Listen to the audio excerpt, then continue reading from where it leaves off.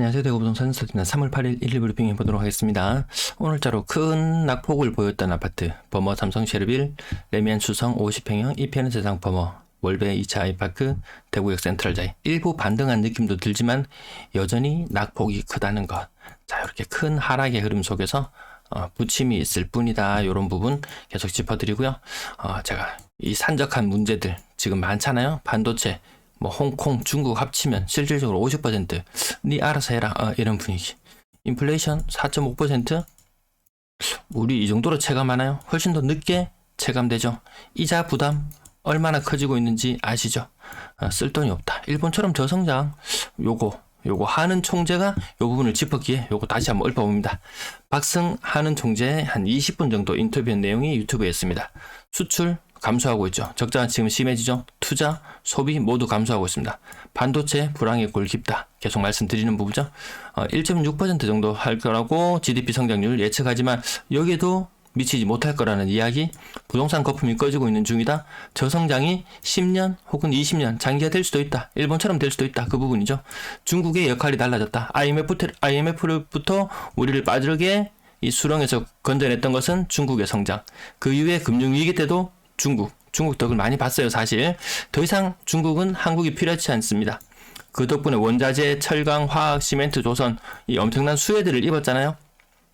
2000년대 뭐 초중반 한 2005, 6, 7, 8 막 그 무렵에 뭐 이런 엄청난 뭐 조선업이라든지 이런 게 막 10배, 100배 지금 뭐 배터리주가 올라가듯이 그 난리가 났을 때가 있었어요. 한국의 특수 상황, 이제 거의 30년 중국의 수혜를 받던 상황이 이제 다 종식되어 간다. 대중 수출 급감하는 것, 즉 한국의 성장 동력이 감소하고 있다라는 부분. 한국의 인구 감소, 제가 이 금리 다음으로 문제되는 게 인구 감소라고 했습니다. 노령화, 성장의 감소로 이어짐. 제가 늘상 정리해서 말씀드리던 내용, 박승하는 총재의 인터뷰에 모두 다 담겨 있더라고요. 박승하는 총재가 이야기했습니다. 전 하는 총재가 이야기했습니다. 너무 비싸다, 여전히.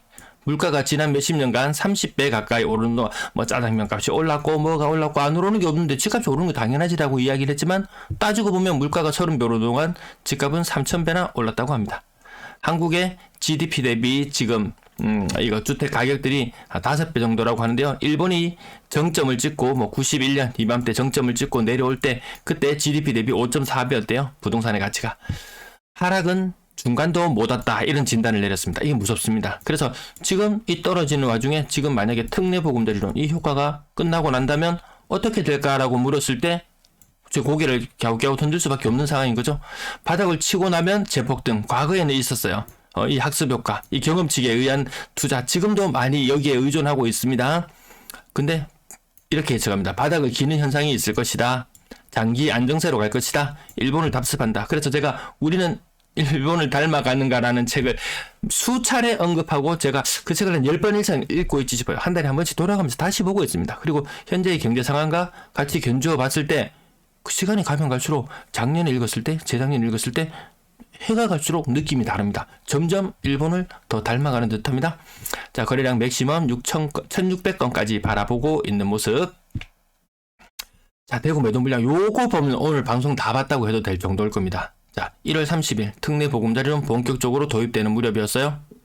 설 이후에 뭐 큰 변화는 없었지만 요때 기준이 3만 건이에요. 3만 건, 3만 400건. 그럼 오늘 매물은 몇 건이냐? 33,170건입니다. 무려 2,700건 정도 매물이 증가했습니다. 이 와이카입니까 이거? 거래량은 늘어나는 게 한 달에 1,000건 정도 늘어났어요. 그 말인즉슨 이 순수하게 늘어나는 물량에 처리되는 물량까지 친다면 대략 한 3,700건 정도 물량이 늘어났다고 봐야 될 정도인 거죠. 그나마 특례 보금자리론 때문에 거래가 되니까 매물을 더 급하게 내놓는 것도 있지만 사실 따지고 보면 팔아야 될 물건들이 많다. 금매가 소진되었어요. 막 사람들 조급증을 불러일으키려는 그런 것들 많죠. 왜? 누군가가 내 걸 또 받쳐줘야 되니까. 근데 매물이 심상치 않게 늘어나고 있습니다. 전세 물량 근래에 들어서 좀 줄어드는 모양새에 있었습니다. 하지만 오늘 물량 보면 연초 대비 물량 작게나마 한 40건 정도 연초보다 물량이 많은 상태. 하지만 이게 누가 지금 더 우위에 있냐 잰다고 봤을 때는 임차인이 우위에 있어도 한참 더 우위에 있는 그런 시장. 하지만 이 계약 관계를 맺어보면은 임대인이 이득을 보는 상황은 맞습니다.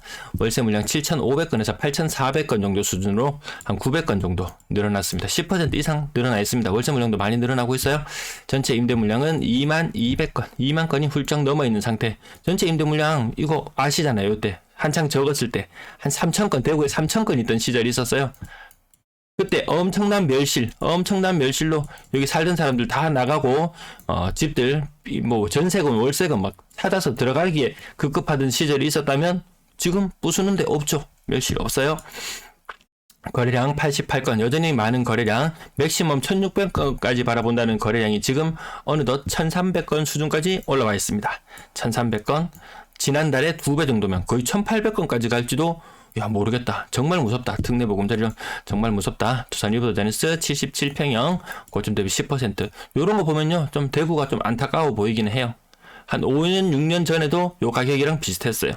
근데 부산 해운대나 이런 곳에 고가의 아파트들 거래되는 거 보면 한 6년 전쯤에 한 13억에 거래되었으면 지금 한 26억 이런 식으로 거래가 되는 사례들이 종종 나타나거든요. 야, 그러면 대구는 정말 그 전에 좀 부산에 비해 좀 고평가 받은 경향도 있었죠. 범어 삼성 세르빌 8자, 범어 엘리넷들 8자, 이렇게 최신축은 아니지만 아무튼 선호받는 입지들 가격 고점 대비 40% 정도 떨어지는 모습. 야 범어 엘리넷들은 안 떨어졌잖아 라고 이야기하겠지만 사실 따지고 보면 똑같은 거죠. 리만 수성 50평형 고점 대비 40% 정도 하락했고요. 월배 2차 아이파크 40평 가격 고점 대비 20% 정도 빠져서 6억 1,800. 이 층수가 괜찮죠. 좀 덜 떨어진다 싶으면 층수가 상당히 괜찮아요. 1편 해당 범어 가격 고점 대비 여전히 45% 정도 여전히 많이 빠지는 모습 보여주고 있습니다. 월배 3점 그린코어 포레스트 84제곱미터예요. 5억 1천. 뭐 온갖 호재 다 끌어왔지만 그렇게 많이 반등하지는 않았죠. 월배 2차 아이파크 가격 한 10% 정도 반등 느낌 있어요. 월성 월드 메르디앙도 따지고 보면 반등 효과 있는 느낌이죠. 층수 보시면은 점점 로얄로 올라갑니다. 네, 고점 대비 30% 이상 계속 기록하고 있는 모습을 보여주고 있습니다. 반할당 서안 포레스트 이런 것도 등기 치자마자 바로 거래되는 것. 테크노폴리스 중흥 S클래스 포디움 43평형 가격 발음하기 너무 어려웠네요. 35% 정도 하락했고요. 센트럴 팰리스 가격 40% 정도 하락하는 모습. 대구 센트럴 자이 마찬가지로 40% 이상 하락하는 모습. 수동 차원이 다음 30% 정도. 동대구 우방 아유실 30% 정도. 웬만하면 이게 국평에 이게 최신식이잖아요. 이거 가격이 3억 8천이에요. 평당 1,000만원 조금 더 넘어가는 수준. 동대구 반도 여부랑 3억 8천. 와, 이 동구 쪽 신암동, 신천동 지금 난린 거 아시죠? 분양권 매물이 대구에서 가장 많이 폭발하는 곳 중에 하나가 이곳이죠. 태평로 다음, 태평로보다 여기가 물량이 더 많을 거예요. 많지 않다. 죽본, 한 요 세 군데 지역이 엄청나게 몰려있다. 그리고 중동 지역도 많이 몰려 있습니다. 진전의 AK그랑폴리스 평당 1,000만원. 네. 고점 대비 40% 정도 떨어졌다 하면 저층. 조금 덜 떨어졌다 하면은 중층, 고층. 따지고 보면 큰 반등이라고 느껴지지 않는다고 제가 말씀드렸어요. 이런 이야기 어디에도 나오지 않았죠. 제가 먼저 이게 아주 세심하게 살펴보고 있습니다. 월성 내면 이 층수도 괜찮은데 가격이 고점 대비 40% 이상 하락하는 모습. 현대 아이파크 24평형 가격 근래 들어서 3억 넘어갔으면 좀 잘 받은 느낌. 근데 따지고 보면 이 국평과 이 소형평형의 차이가 별로 안 나는 느낌도 듭니다. 소형평형 생각보다 좀 비싼 느낌도 약간 있긴 해요. 현대 아이파크 24평형 2억 9,900, 2억 9,500. 소형평형도 생각보다 가격을 좀 잘 받고 있더라. 대구 시내 웬만한 지역들 평당 1,000만원 이런 시절로 가고 있음에 반해서 조금 잘 받고 있는 그런 느낌도 듭니다. 대실력 2편은 세상 30% 이상 빠졌고요. 만천 우방타운 2단지 23평형 가격 5억 5천까지 갔던 것이 2억 5천 하락해서 거의 40%, 45% 굉장한 하락을 보여주고 있습니다. 그리고 돈보 사이트가 지금 자료 집계가 다 안 되고 있어서 아파트 투미 사이트 자료도 몇 개 가지고 와봤는데요.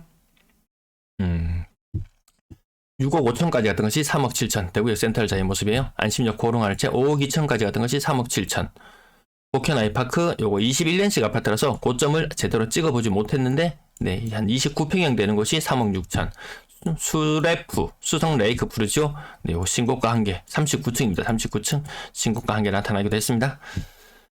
나머지 가격들도 수송, 효성, 에링턴 플레이스 8억 9,500까지 하는 것이 5억 5천. 수송하는 제를 내고 이제 좀 중개 거래가 나오니까 이제 좀 제대로 된 가격이 조금 나오는 것 같아요. 그냥 중개 거래, 직거래 이 5만 성 적혀 있어서 가격을 제대로 알 수 없었는데 본물동의 가장 최신축의 아파트 가격이 5억 전후의 모습이구나, 이 정도의 느낌으로 보시면 될 것 같습니다.